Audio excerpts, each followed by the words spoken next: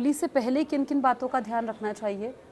हाँ देखिए, होली के पहले सबसे महत्वपूर्ण चीज़ जिस पर आपको ध्यान रखना चाहिए, क्योंकि होलाष्टक लग जाता है होली के ठीक 8 दिन पहले से, मतलब होलाष्टक 8 दिन पूर्व एक विधान लग जाता है कि आपको होली के 8 दिन पहले से ही अपने संयम को बरकरार रखना चाहिए, संयमित रहना चाहिए।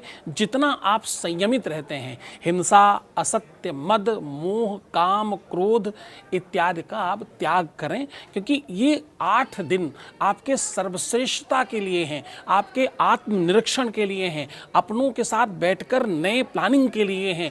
ये काल इतना बेहतरीन है आपके चिंतन के आधार पर।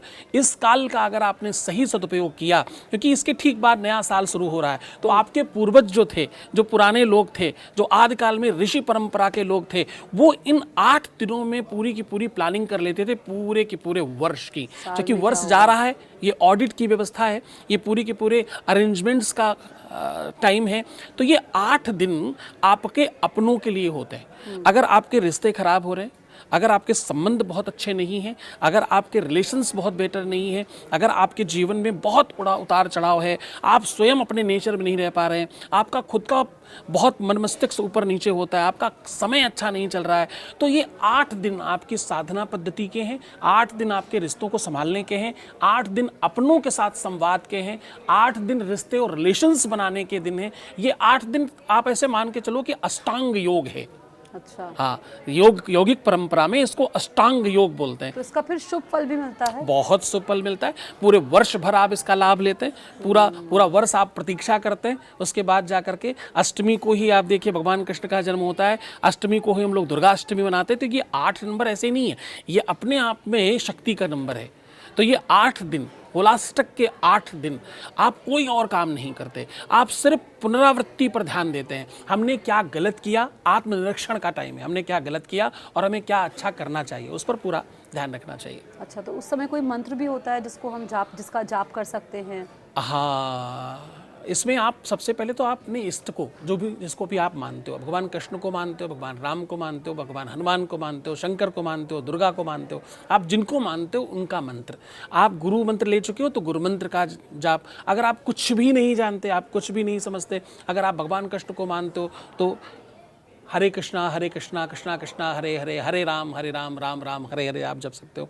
आप भगवान शिव को मानते हो तो ओम नमः शिवाय कह सकते हो। हनुमान जी को मानते हो तो ओम बम बजरंग बली देवताभ्यो नमः बोल सकते हो। हम हनुमनतये नमः बोल सकते हो। तो आप अपने इष्ट का मंत्र हाँ आप करें तो मुझे लगता है उससे आपको, मतलब व्यस्त भी रहते हैं, अगर आप जॉब कर रहे हैं या फिर आपका बिजनेस है, आप कहीं पर भी व्यस्त हैं, तो अपने मन में ही जितना आप जाप कर रहे हो उस समय में उतना बेहतरीन। वो आजकल तो काउंटर आ गए, आप उंगली में काउंटर ले लीजिए, चुपचाप जहाँ है वहाँ जाप करिए। देखिए जपात सिद्धर जपात सिद्धर जपात सिद्धर न संशया।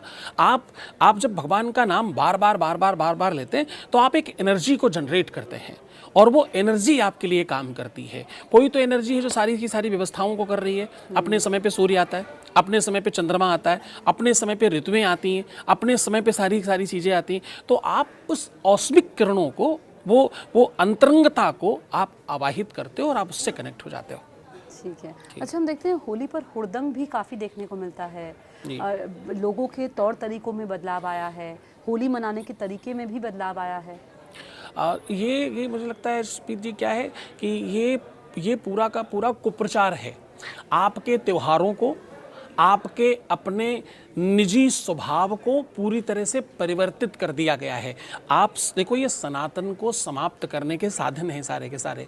बहुत रंग लगाना, पक्के रंग लगाना, लोगों को रंग देना, पानी में उठाकर फेंक देना, किसी के ऊपर गुब्बारे मारना, वो अंडे पंडे और जाने क्या क्या फेंकना, ये सब मुझे लगता है कि आपके सामने कुप्रचार किया गया। बहुत बार मूवियों में, पिक्चरों में, सीरियल्स में अनावश्यक दिखा के आपको बर्बाद किया गया है। ये सनातन में कहीं लिखा नहीं है, इसका कहीं किसी भी तरीके का कोई उल्लेख नहीं है। ये तो सब आपकी आत्मीयता के दिवस हैं। ये तो इतने श्रेष्ठ दिन हैं कि आप इन दिनों को इन चीज़ों में कैसे बर्बाद कर सकते हो। ये वो दिन है जिससे आप कुछ बहुत बड़े हो सकते हो।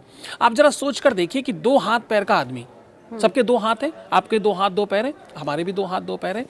एक 2 हाथ पैर का आदमी भीख मांग रहा है चौराहे पर खड़ा होकर, और एक 2 हाथ पैर का व्यक्ति सर्वश्रेष्ठ सबसे बड़ा धनवान बनकर बैठा है। अंतर क्या है? कारण क्या है? वो चिंतन, वो स्वाभाविक प्रक्रिया आप अपने दिमाग से, अपने विवेक से, अपने चिंतन से श्रेष्ठ हो सकते हैं।